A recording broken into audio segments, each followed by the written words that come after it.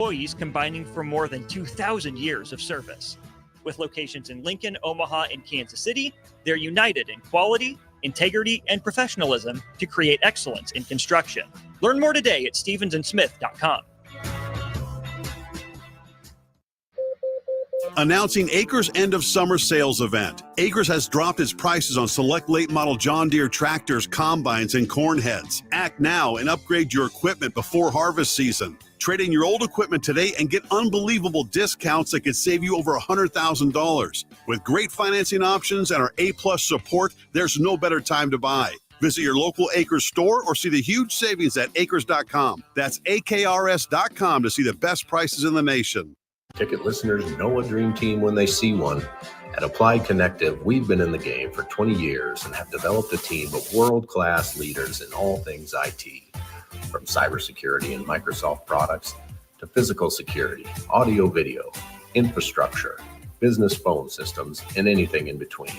Head to our website to check out real reviews and testimonials and sign up for a free tech consultation right now at appliedconnective.com. This is former Husker and NFL linebacker Jay Foreman. For years, I've suffered from degenerative problems in both of my ankles, but thanks to a thorough and thought-out plan provided by Advanced Medical Imaging, I was able to get my life back with the least amount of pain as possible. While working through multiple options, the team of physicians at Advanced Medical Imaging were there to answer any questions I had. If you're experiencing any pain at all and want to get your life back, go to amimaging.com or give them a call at 402-484-6677. Advanced Medical Imaging, located at 7601 Pioneers Boulevard.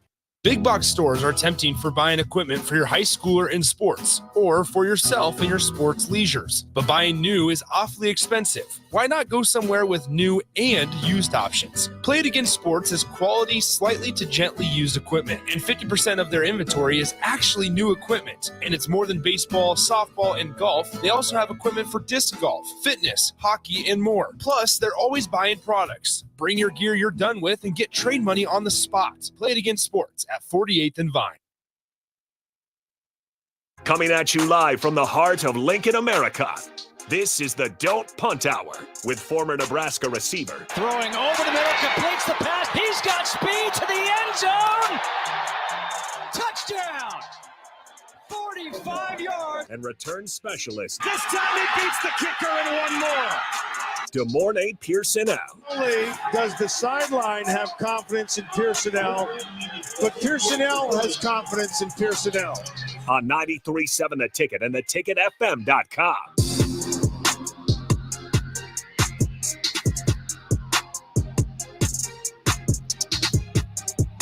All right, welcome into the Dump Punt Hour. Harrison Arns on the ones and twos. You guys can join in on the Starter Heyman text line, 402-464-5685. You can join the streams, Facebook, YouTube, Twitch, Twitter, Allo, Channel 961.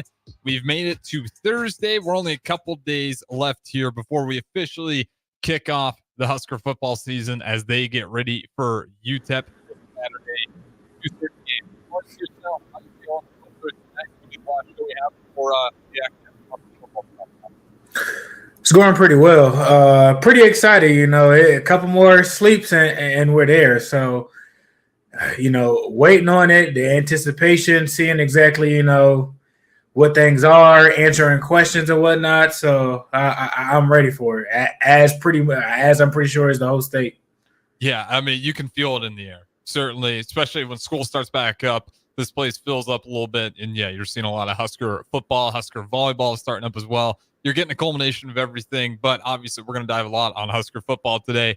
And to do that, we're going to go through or officially give our preseason predictions on the win-loss. We'll go through some game props for UTEP if we think certain players, if the team hits these stats, over-unders. But before we get there, DeMornay, what's it like as a Husker that first week, and then as you count down the days to that first football game, what's it like as a Husker? Especially, first time going out and everything like that, it's like Christmas morning. It's like the week heading into Christmas. Like, Christmas is that Friday and you still got to get through Monday, still got to get through Tuesday. And it's like, so each day, the excitement builds because it's okay. It's finally here. And even for, returning players and whatnot. It's good to be back. Like the practice is is over.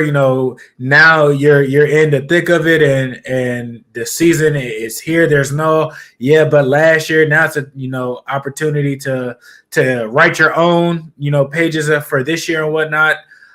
So I mean, it's like I said, one day away. Next thing you know, this day. Then once game day comes, okay, well now you gotta wake up early in the morning. You gotta get stretched and everything like that. It's all a process, and things always go at a certain pace. So it's try as best as you can to be patient, but it's a very exciting time. Yeah, and I'm glad it's not a morning game. 2:30, just keep me away from 11 o'clock games. That seems when the craziness really happens in terms of upsets.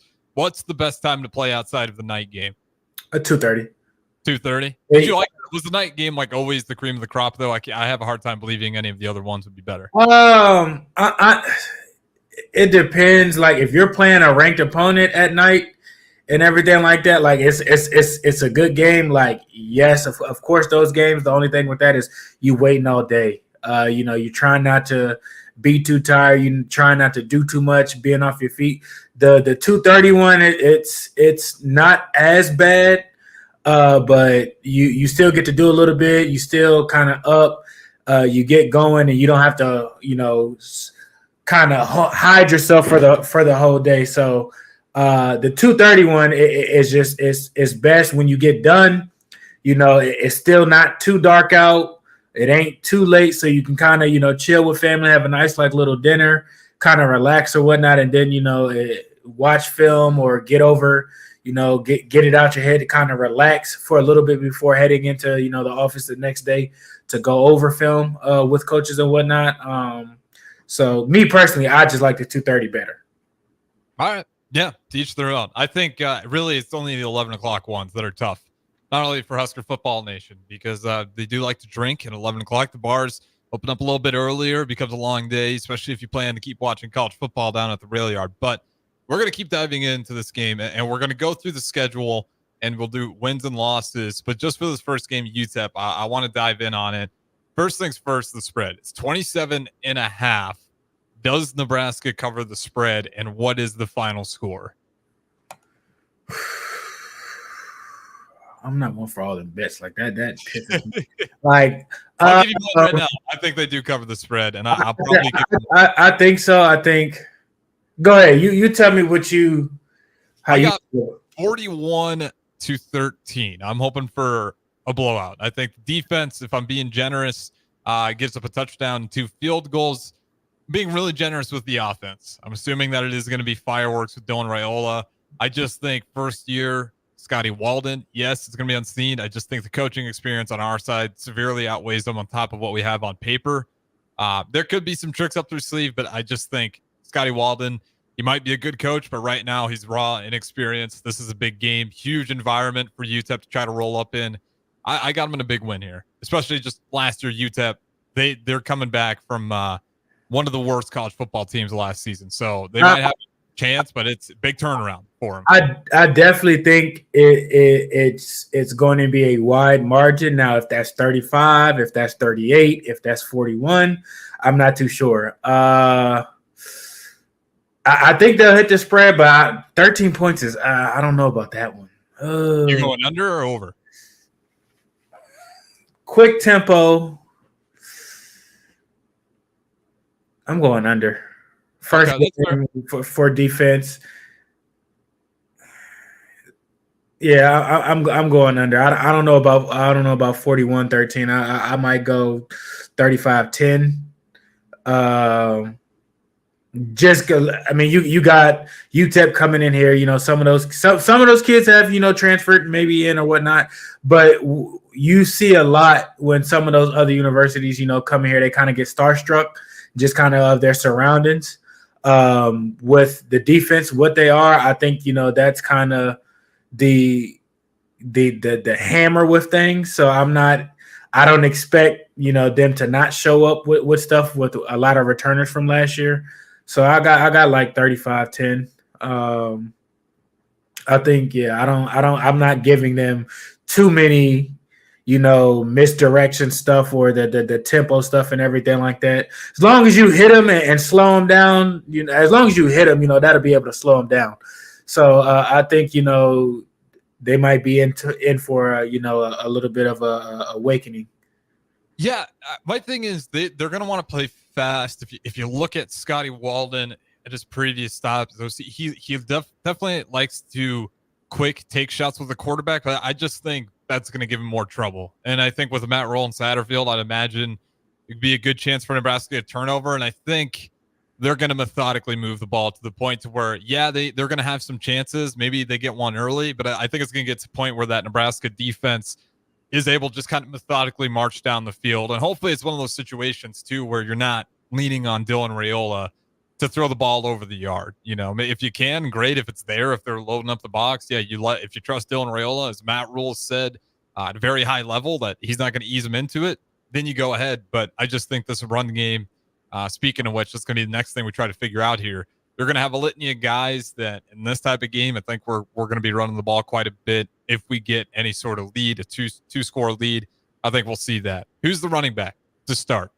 I'm not going to give you odds for this one because don't even try it. This is probably the worst one you can try to swing. You got Ramir Johnson?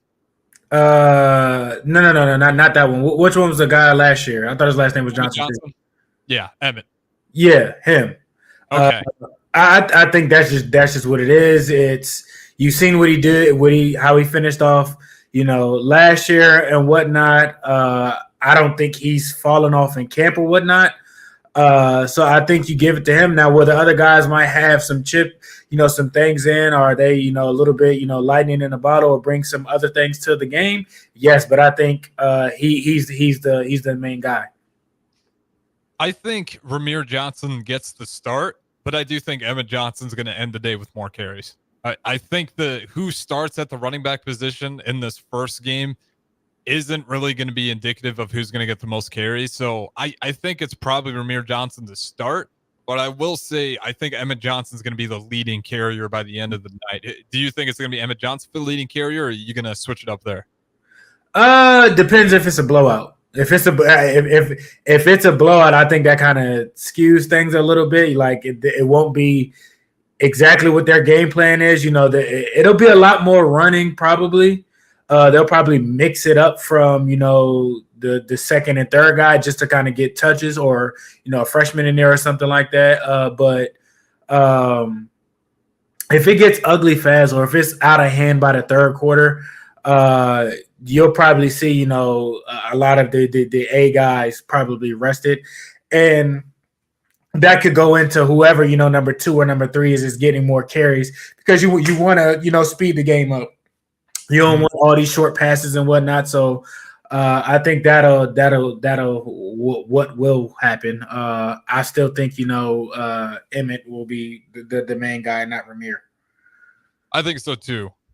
Give me, what is the sweet spot? Yards on the ground. What do you want to see? Or I shouldn't say want to see. It's obviously going to depend on the game flow, but what's a good number that says a successful night from the running back room and the offensive line? Anytime that you have a running back over 100 yards, I think says, a lot it may be a terrible game or whatnot, but if you're still able to get your running back, 100 yards, a touchdown or 2, sustaining, that would be good. If we got multiple backs, one guy has 100, the other guy has 75, and it's 3 touchdowns between the 2 of them, that's an excellent night. Both backs or both featured guys of who you want are, eating and whatnot. I think that'll be, a well-rounded grade for the offensive line and the whole team. Regardless, it'll show you that 2 guys can get things done. They might have showcased different things. One might have gotten it, through the air, of catching the ball out of the backfield or something like that. But if whichever back, either or, if one of them gets over 100 yards and at least a touchdown or 2, I think that'll be good. You think like we can get 200 yards on the ground? I'd say 150 plus. I'm okay with that because I do. Holistically, I think that's realistic. I think that's realistic. That should be the goal for every game or whatnot. Now, when you start to get into 300s or whatnot, it's a stat packing game. You know, the more the merrier. But overall, out of the running back room, like 150 to 160, at least that, and like 3 touchdowns out of that room, and I'm happy. Yeah, because I don't know if we're going to see a 100-yard back this game, just because I think it is going to be a heavy rotation. So I throw 150, but I don't know if we'll see, unless we have, maybe Emmett Johnson, Ramir Johnson, hell, even Gabe Ervin. I'm curious about Gabe Ervin. I just really curious how they're going to use him. He's obviously the bigger back.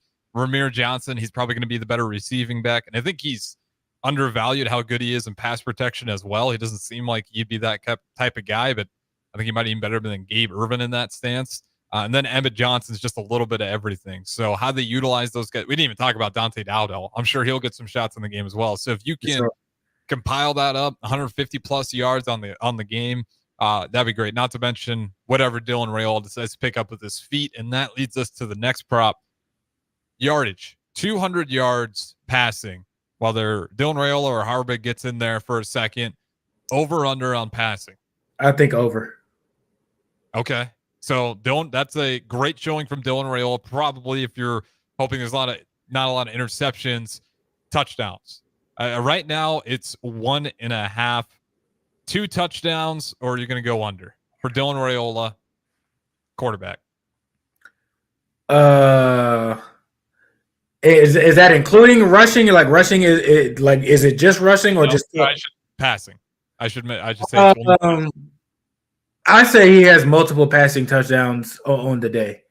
I think he kind of spread. This is the kind of game that you, even if it kind of gets ugly early, is just for him to kind of get in rhythm and get in motions of things. So you want him kind of, spreading the ball around. And like I said, unless it's ugly fast, then and it's already in the bag or whatnot, it'll be handoff central. Or, you'll take him out. But I don't think he'll be done by halftime. You know what I'm saying? Like typically if a guy like that is done for the day, it's sometime in the third quarter or early in the fourth, So I think even, with the defense and what they got and everything like that and what we have, I think 200 yards is over that easily. And I think he has over 2 passing touchdowns on the day. Yeah. And this one, I'm going to go under just because I think if it was all around touchdowns, I think he's going to get some where he's going to have some shots downfield, but I am really thinking that this is going to be one where he kind of methodically takes the short throws and he'll take some big ones down the field when they're open.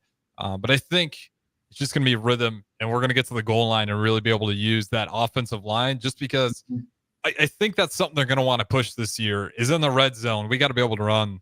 Yeah, I hate to say it because it's so cliche. Run the damn ball because that was such a woeful side of our red zone last year was we didn't have a passing game, so teams will load up the box. So I think we'll have a moment where Dylan Rayola can try to go ahead and get one of those throwing touchdowns. Mm-hmm. But then over the course of it, because we'll have that threat there, I think Nebraska's going to be able to run the ball a lot easier in. So I'm going to take the under, but I'm not going to be surprised here. This game is really just going to be how smooth does that offense look with freshman QB Dylan Rayola. If everything's clicking on all cylinders, you can pretty much take the over on a lot of these stats because UTEP on paper shouldn't be able to compete. It should be quote unquote blowout. Now we'll have to see what it actually looks like with Scotty Walden. One more prop that I want to go with here, leading receiving yards at the end of the game. And I will actually go for a few because the wide receivers are interesting.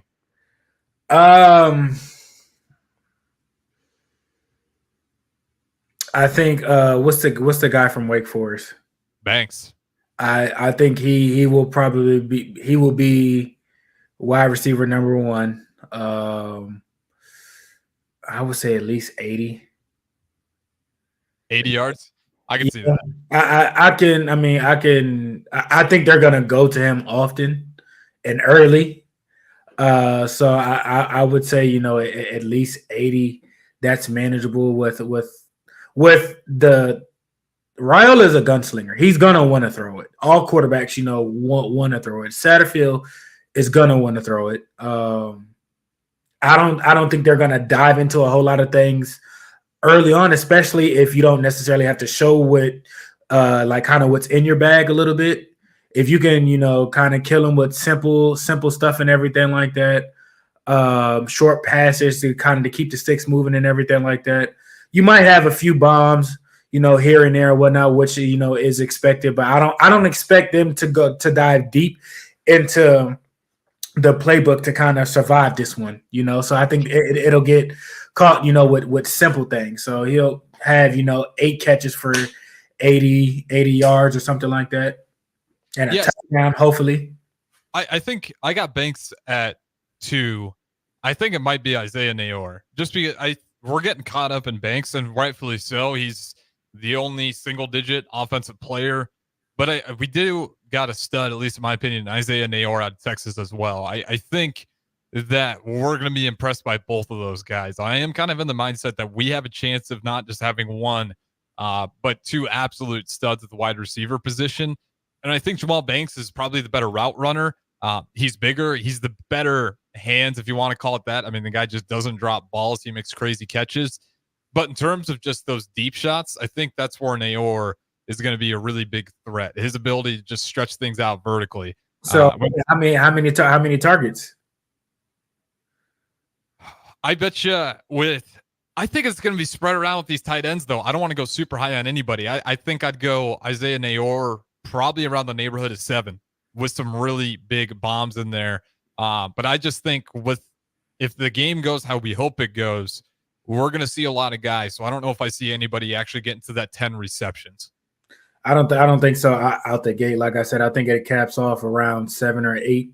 Yeah. You'll have, like I said, of course, your play action, of course, your shot plays and everything like that.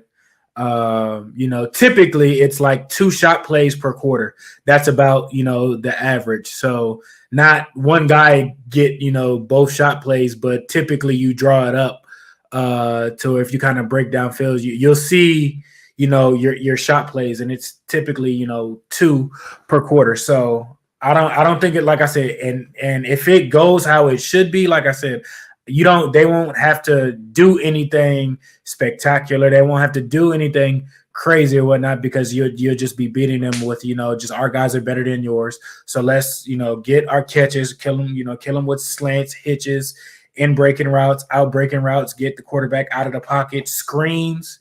Screens may be, big, because that's, again, simple offense just to kind of keep your offense rolling and whatnot. So I'm not expecting anything. I'm not expecting anybody to go for 10 catches and 175 or 150 and 2-3 tugs. I don't think it'll be that type of game. But I think most guys, at least your starting guys, should at least probably get 4 or 5 out of a piece. Everybody should at least get that. Mm-hmm. And then, like I said, some other guys' volumes, you might have one guy at 4, one guy at 7, one guy at 8, and then, the guys behind them, 3, 4 here and there. So I expect things to go well. I expect, that to be spread out a lot, but nothing too crazy, because, like I said, if it's out of hand, they're not going to be throwing the ball like that. Like they're going to be running the ball to kind of get out of there. We've handled business. Let's get out of here completely healthy and, on to the next. Yep, and that's kind of coincides with everything I'm saying, right? It's like I don't think we'll have a receiver that leaves 10 receptions. I think the running back room, I don't think we'll get one with 100 yards, because I think things are clicking, be able to rotate those guys, get them all some plugs, fits, just depending on the situation. Last one on the defensive side of the ball, and then we got to march through the schedule to actually give our predictions. Leading tackler on the defensive side of the ball, I got my guy in mind. He was the leading tackler last year, Isaac Gifford. I think he's just the clear veteran of that team. And last year, I think it's just going to be a repeat. I mean, he's a great open space tackler. He's great at filling holes. He's in a prime position to kind of just roam. He's a utility knife. Like, he can drop back in coverage. He can be on the line. He can do stunts. I want to say Bullock, but like, he's in the middle. That's different. Yeah. And Isaac's in no man's land between the safeties and the linebackers. He has range, so it's hard to go against him. Like, I want to pick somebody else, but I'm thinking, like, you never want your safeties to lead, in tackles, because if that's the case, the running backs or whoever is getting to that level. So you don't want you're starting, free and strong safety to really be making those tackles. You want, your linebackers. I think with him being back in the position of where they originally wanted him to be at, I think he'll have he'll be leading in tackles as well. Because last year he was playing a position that he was just the best one for it, and nobody couldn't make the calls. Now he's getting back to where they want him to be at. So I definitely think you see a uptick up in his stats for that.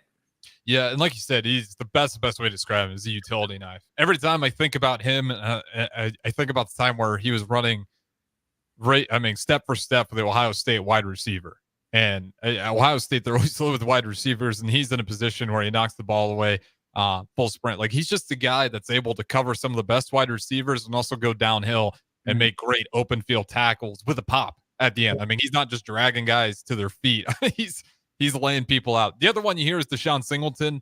There's a chance maybe he does pretty well out there, but I think the better scenario. He's unique. He's not quite in no man's land. He's just around the line. Yep. So if he can turn a corner and, flash differently, and it's not exactly what he looked like last year, just trying to figure it out. If he turns the page, those two definitely will be competing. But I just think with Isaac being who he is, the smarts that they value him and how he leads the team and everything like that, he's going to be around the ball. He is sideline to sideline. He has a motor on him, and so it's hard to not go with that. Yeah. And with that being said, we're going to throw it to our first break. On the other side, we're actually going to start knocking through these games here. I got the notepad with me. We'll give our preseason predictions on Husker football. If you guys want to join in, you want to give yours, 402-464-5685. We'll read them as we go through these games one by one. So don't go anywhere. That's all up next on the Don't Punt Hour with DeMornay Pierson-El. This is former Husker and NFL linebacker Jay Foreman. For years, I've suffered from degenerative problems in both of my ankles, but thanks to a thorough and thought-out plan provided by Advanced Medical Imaging, I was able to get my life back with the least amount of pain as possible. While working through multiple options, the team of physicians at Advanced Medical Imaging were there to answer any questions I had. If you're experiencing any pain at all and want to get your life back, go to amimaging.com or give them a call at 402-484-6677. Advanced Medical Imaging, located at 7601 Pioneers Boulevard. Hey there, fellas. It's your girl, Jordan, with Sartor Heyman Jewelry. Allow me to get a bit sappy. For women, jewelry isn't just a gift. It's a timeless symbol of love and appreciation. You have to get this right. No fleeting trends or gadgets will make the impact. Every time she wears it, every time she gets a compliment, you win. Trust me, guys. You'll get your money worth. Until next time, this is Jordan at Sartor Heyman Jewelry. Happy shopping, guys. Hello, Charlie Stone here, and joining me is Andy Goodyear of Honda of Lincoln. Andy, I was noticing on your website you have more than 150 new 2024 and 2025 Hondas in stock right now. Yes, we do, Charlie. It's neat when you drive by and see all the cars on our lot, and we have most all models and all different colors available, and we even have more than hundreds on the way. We also have the all-new, all-electric 2024 Honda Prologue in stock right now. We have a few of them to choose from. Plus, qualified buyers get financing from just 1.9% APR. How about your pre-owned selection? I talk to a lot of my customers and friends, and they still think that we just sell brand new Honda, but we sell all different models, make of pre-owned cars, and we have more than 100 to choose from right now. Well, maybe it's time you come experience the Honda of Lincoln way of doing business. 27th and Yankee Hill Road, or online at hondaoflincoln.com. Rain, snow, or shine, John Henry's is here to keep your home's plumbing systems working properly no matter what kind of weather Nebraska throws at us. From unclogging toilets and drains to installing new water heaters and water treatment systems, John Henry's is your plumbing expert in the Lincoln and Omaha communities. Visit us at calljh.com or call John Henry's. 435-5555. John Henry's Plumbing, Heating and Air, and Electrical. The Sleep Gallery at Schaefer's can help take the labor out of your Labor Day. Rest easy with special Labor Day savings so you can transform your restless night into a perfect sleep. And it all starts on a new Serta Perfect Sleeper mattress. now with up to $700 in Labor Day savings. Or you can get up to $1,200 off on a new Beauty Rest Black mattress when you add an adjustable base. Plus, get up to 48 months interest-free. Transform your sleep and rest easy this Labor Day in the Sleep Gallery at Schaefer's. Experience a cleaner tomorrow with Nieder House Refuse. Whether it's weekly residential pickups, large-scale commercial disposals, recycling, or roll-off, Nieder House's team is here with reliable, efficient service and the most advanced solutions. Discover the difference that a committed and experienced waste management company can make. Nieder House Refuse has been in business for over 100 years and is family-owned and operated since 1921. Call Nieder House Refuse at 402-475-8361 and visit their website at nbrefuselincoln.com to learn more or sign up for your service today. NEBCO is hiring CDL drivers for Ready Mixed Concrete, Husker Concrete, and Beatrice Concrete. NEBCO offers great pay, medical and retirement benefits, paid time off, and they pay for CDL training. Apply today and start your new career with a $2,500 hiring bonus. From NEBCO's beginning in 1908, it's the employees that have formed the company's solid foundation. Start your career today. Visit nebcoinc.com. That's NEBCOINC.com. With the Planet Fitness Black Card, you don't just get a great workout, you get a great perk out because your membership is packed with perks. For $1 down and $24.99 a month, you'll get perks like access to any of our 2,400 clean and spacious locations. Bring your friend anytime and both work out with tons of equipment that'll give you that big fitness energy. Relax in the Black Card spa and more. Work out and perk out with the PF Black Card. Join for just $1 down and $24.99 a month. Hurry, this deal ends soon. See Home Club for details. Your home is your empire. Protect it with Empire Fence. Get a free instant quote with the online estimating tool at empire-fence.com. See an upfront estimate with no hidden fees. An Empire Fence can provide privacy and improve the appearance of your home. Keep kids and pets in or out of your yard. Increase security and add value to your property. Visit empire-fence.com now to view the stylish and maintenance-free possibilities for your home and get a free instant online quote. Let Empire Fence protect your empire. At Union Bank, people don't have your money. Your money has people. First home people, investment people, people who answer the phone and your chats, dream car people, dream retirement people, driving your dream car in your dream retirement people, small business people, credit card people, and all the other people you need. At Union Bank, our people help you do more than you dreamed possible. So stop in and say hello. We can't wait to see you. Union Bank and Trust. Member FDIC. Riddles Jewelry is excited to be celebrating 65 years.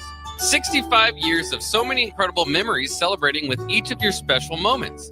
In celebration of the 65th Riddles Jewelry anniversary, we will be offering up to 40% off all engagement rings and all diamond fashion jewelry. The excitement doesn't stop there. Riddles Jewelry is also offering 18 months, 0% interest and $0 down financing on all qualifying purchases. Riddles Jewelry has always been known for incredible customer service, one of the largest selections of engagement rings, and don't forget about the on-site jeweler. Come celebrate with us at Riddles Jewelry, your one-stop diamond shop with exclusive Levian jewelry, Pandora Charm jewelry, and more. All at Riddles inside Gateway Mall.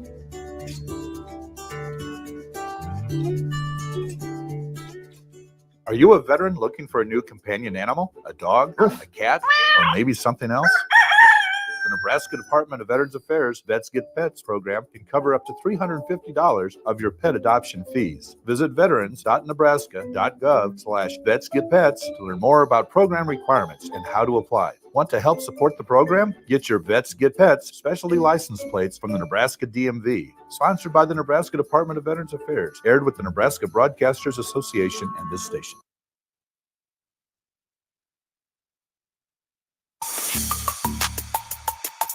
This is the Don't Punt Hour on 93.7 The Ticket and theticketfm.com. Here is your host, DeMornay Pierson-El.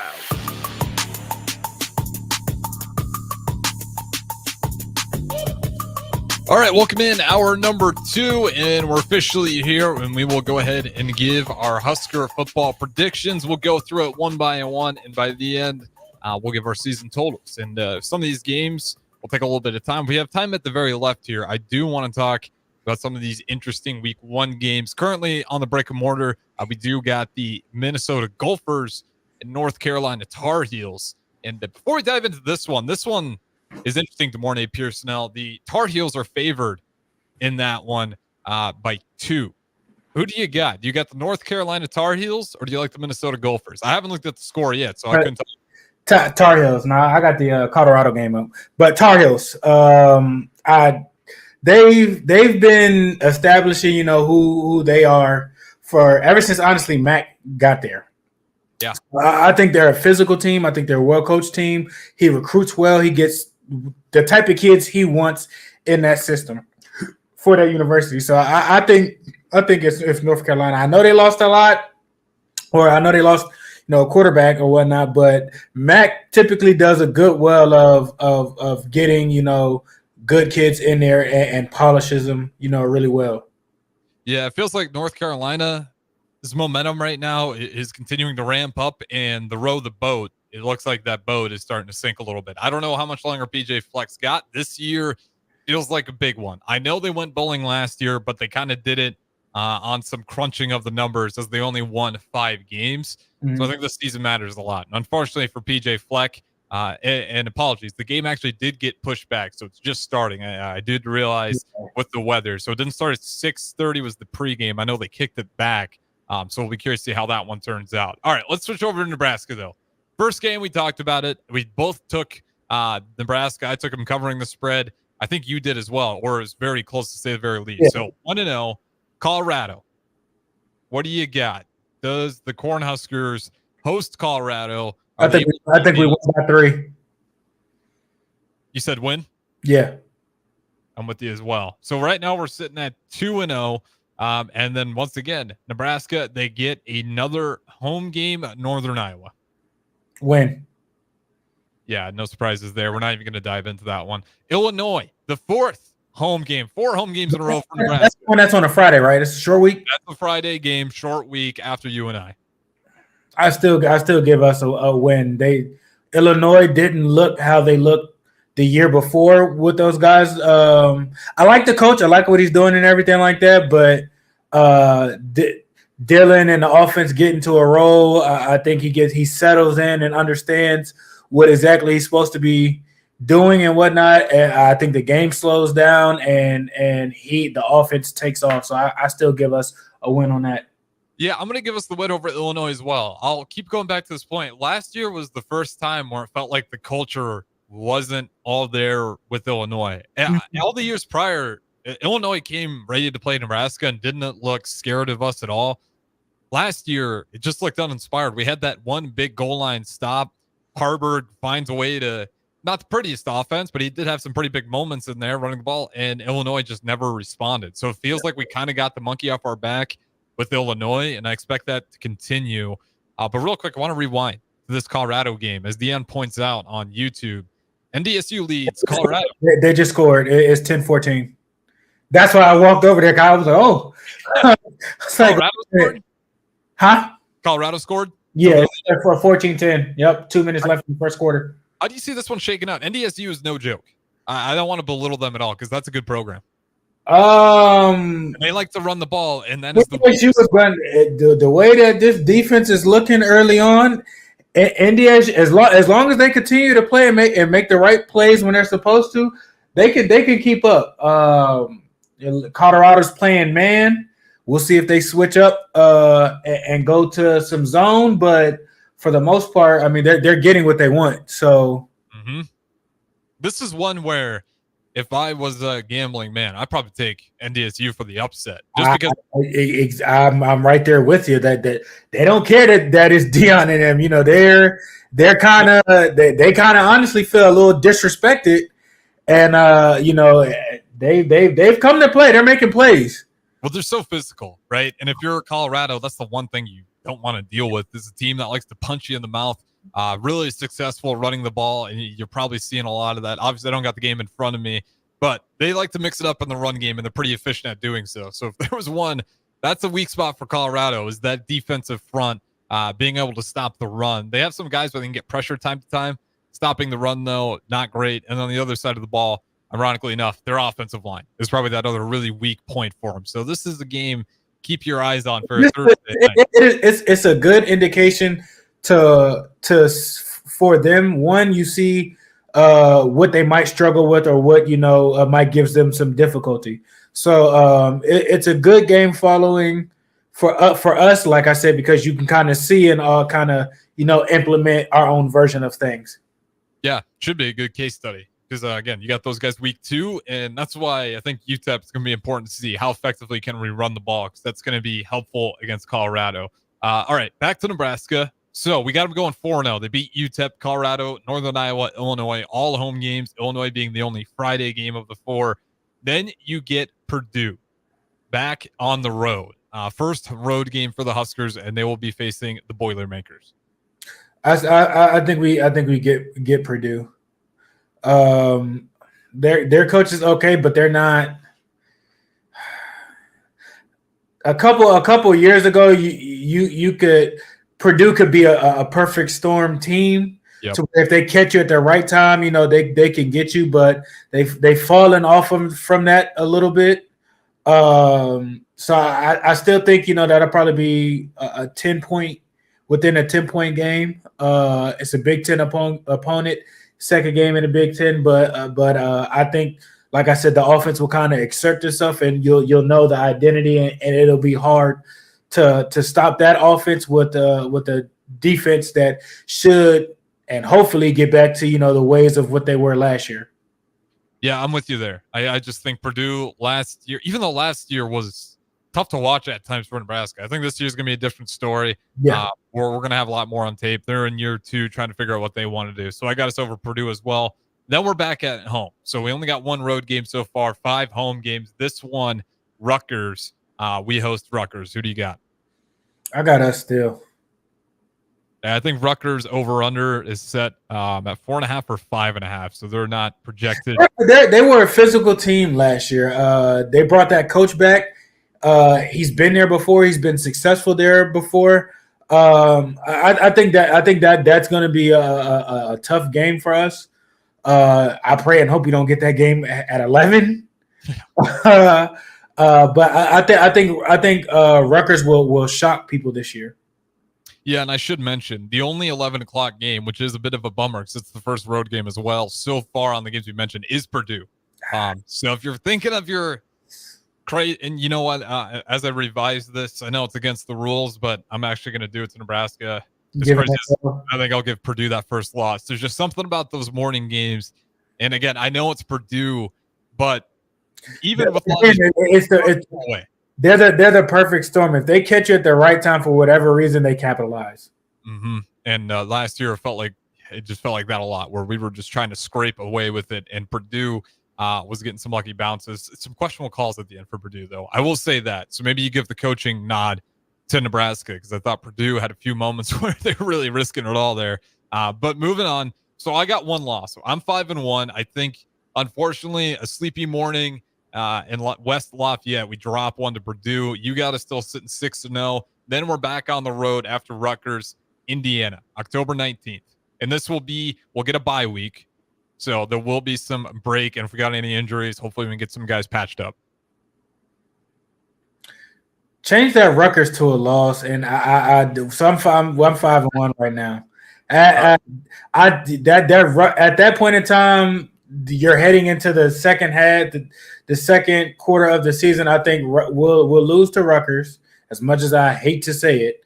But heading into a bye week, you got 2 weeks to kind of prepare for Indiana, and we pick right back off after the bye week. So I'm 5-1. Yeah, we're both sitting 5-1 now. I got the loss to Purdue. You got the loss to Rutgers. Rutgers was honestly, it was between Illinois, Rutgers, Purdue on which one of these teams. I'm not picking Colorado. We're beating Colorado week 2. I'm feeling pretty good about that one. But Illinois, these Big Ten teams, it feels like we kind of been able to get back at Rutgers and really protect that one. The other teams, though, Purdue and Illinois, feel like they're always just a field goal away. Indiana, same thing. I just think we have their number year in, year out. Moving on. Ohio State. Number 2 Ohio State preseason ranking. Their over-under on the season is 10.5. I think we take a second L there.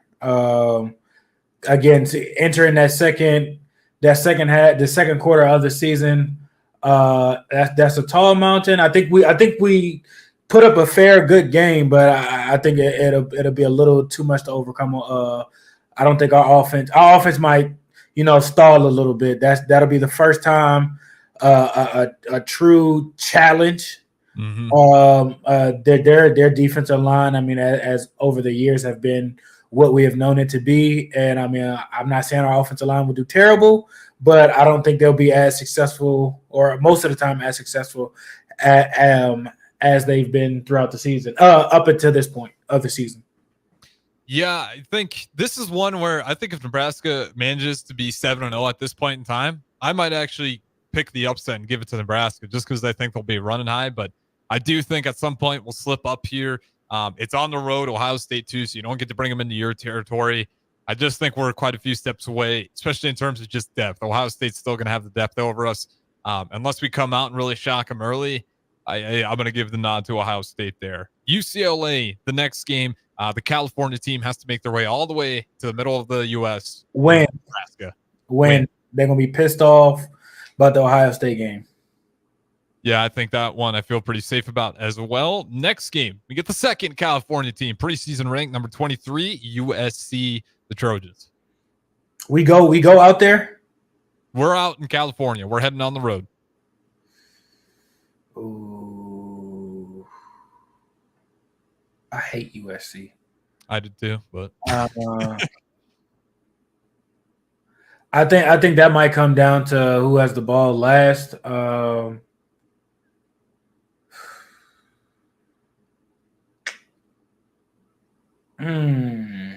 go first. I think we shock them. I think the defense is just tougher than what USC is used to.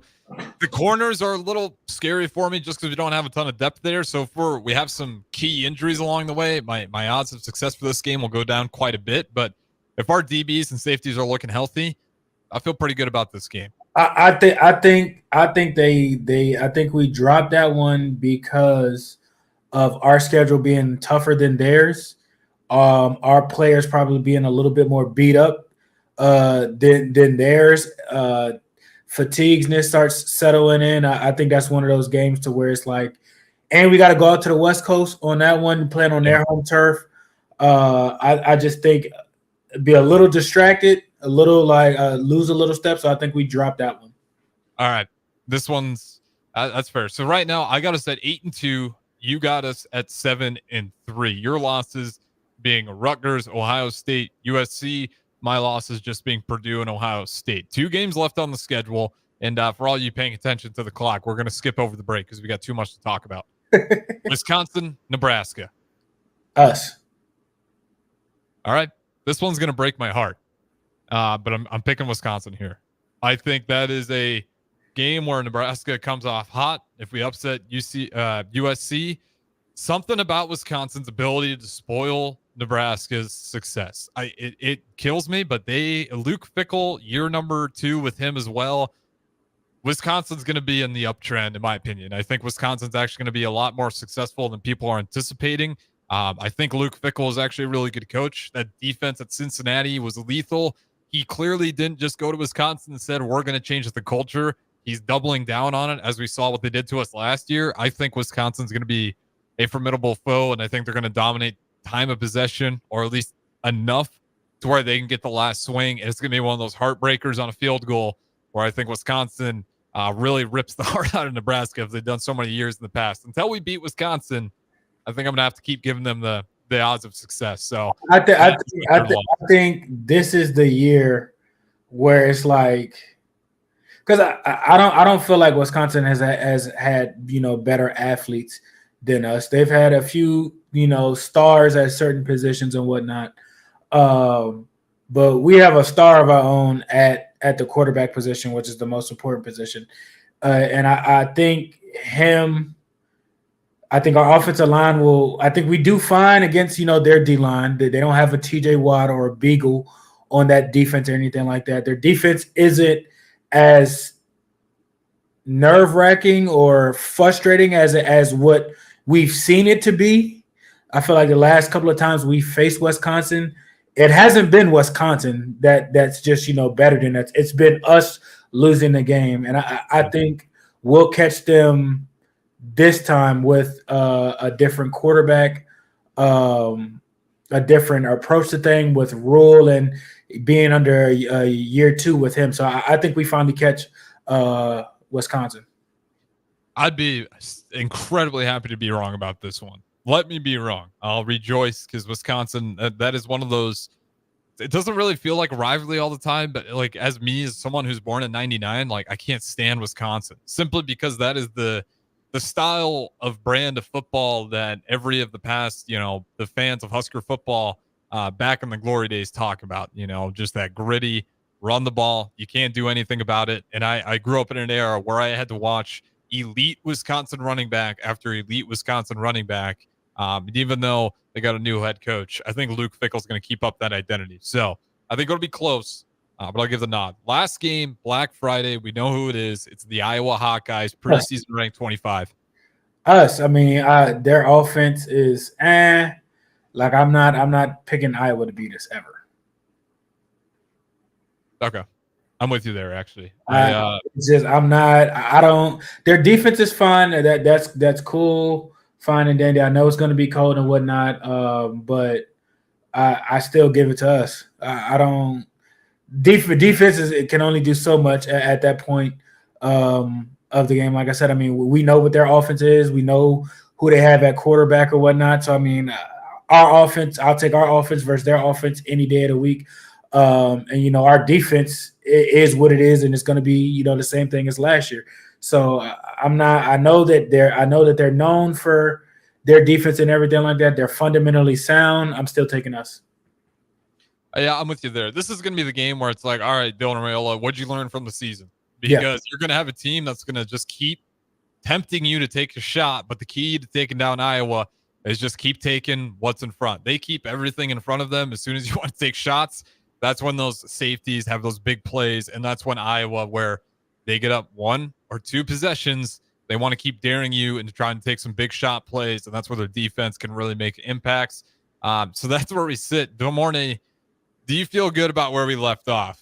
Try not to drink the Kool-Aid, but we both ended up with a 9-3 record. Does that feel right for this team in year 2 with Matt Rule? As long as the offensive line does a good job, yes.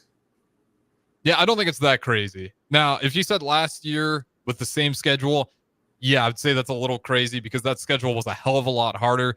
This year, the way if you're really paying attention to who Nebraska has, I'm sure some of these teams might be better than we anticipate, but some of them might be worse as well. So the last quarter, the last 4 or 5 games are the only one that's a bit of a rough patch. You got, Wisconsin and Iowa back to back. Like that's rough, so it's NDSU just scored. Let's go. All right. I'm not biased. Not at all. Some other scores that are interesting. NC State, they're having a tough time right now with WCU. What is that? The Catamounts? Yeah, the Western Carolina Catamounts. That one's tied up 14-14. We're fully in the mix. So what's the score of Colorado and North Dakota State before we wrap things up here? Because I'm sure we got people that are curious. Give me one. It's on. It should be 16-14. 16-14. 17-14. Sorry, I just kicked the field goal. 17-14. Do you think we see if Colorado drops this game? Does that give you more confidence or less confidence that Nebraska's going to be able to take care of business? Because it might just piss off Colorado to the point. I would say give you a little bit more confidence. NDSU, they've been good for a while, so it's not. Because I wouldn't necessarily say like. It would be a little shocking, but like I said, they kind of gave you a blueprint of what if they do lose, of what they struggle with. And, you just figure out your game plan and stick to those type of keys and make sure you do those type of things. And, the result would be the same. Yeah, I hope it's one of those things where, like, selfishly, they're 1-0, so we can give them their first loss. But hey, if we can make them 0-2 and just really take the wind out of their season early, that's great too. So I have no problems with that. But that's going to do it for us. College football is upon us. NFL football as well. And of course, we got the NBA going to be starting up as well late October. So we're officially in it. The sports season, the in-depth part of it anyways, is officially upon us. Tomorrow, Pierson-El, appreciate the time. Next time we talk, we'll talk some Husker football results for the first time. So don't go anywhere. We'll keep it rolling on Ticket Weeknights. What's the Brewing Chance of Brewington up next? We'll talk to you guys next week.